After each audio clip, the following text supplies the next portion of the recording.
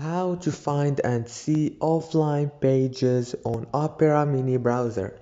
Hello guys, in today's video I'm going to show you how to see the offline pages on Opera. So first thing, go to Opera.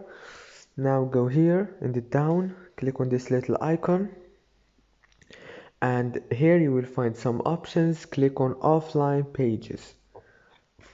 Now as you can see right here, you will find your offline pages. Easy and fast, and you can sort them by name or most recent as you want. Easy and fast. I hope this video was helpful for you. Don't forget to like and subscribe, and thank you so much for watching this video until the end. See you later.